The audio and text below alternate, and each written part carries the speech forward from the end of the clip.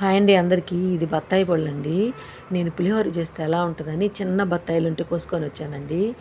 చూస్తే ఇవేంది ఒక్కోసారి చూస్తే మనకేమనిపిస్తాయంటే దబ్బకాయలు, నిమ్మకాయలు ఉంటాయి పెద్దవి అట్ట అనిపిస్తాయి. గత కాదండి ఇవి జ్యూస్ కాయలు. వీటితో పులిహోర చేశాను, భలే కుదిరిందండి. ఇంకోటి ఏంటంటే అమ్మకు బాగలేదండి.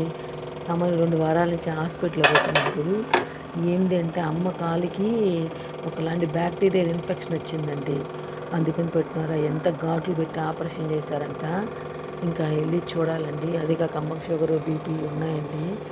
అది అందుకని నేను ఒక 5 రోజులు వీడియోలు పెట్టకపోవచ్చండి.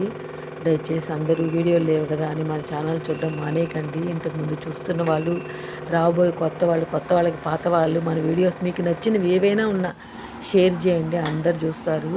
అట్లా నన్ను కొంచెం సపోర్ట్ చేసిన వాళ్ళు అవుతారు. మళ్ళీ వచ్చిన తర్వాత మళ్ళీ మీకు షార్ట్ వీడియోస్ పెడతానండి.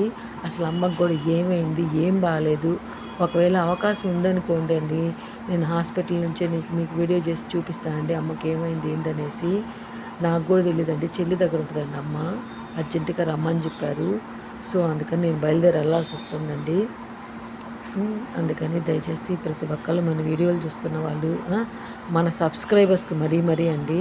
ఎందుకంటే రోజు నా కోసం ఎదురు చూస్తారు కదా, ఏదో ఒకటి ఈరోజు లంచ్ బాక్స్కి మీరు చూసి నాకు వేడివేడిగా దబ్బ పులిహోర చేశానండి. అలాంటి ఆనందాన్ని మళ్ళీ మిస్ అవ్వకూడదు కదా.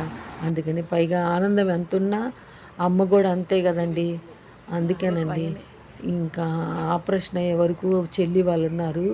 ఇంకా ఆపరేషన్ అయిన తర్వాత వెళ్ళి ఇంక నేను చూసుకోవాలని అమ్మ కూడా ఒకటే కలవరిస్తుందని రాలేదని. అందుకని అమ్మకి ఇష్టమైనటువంటి కాకరకాయ ఫ్రై, ఆలుబొకర పళ్ళు, తర్వాత వచ్చేసి ఇవి ఉన్నాయే అవి రేగిపళ్ళు కాదండి, నేరేడు పళ్ళు తెమ్మందండి అమ్మ.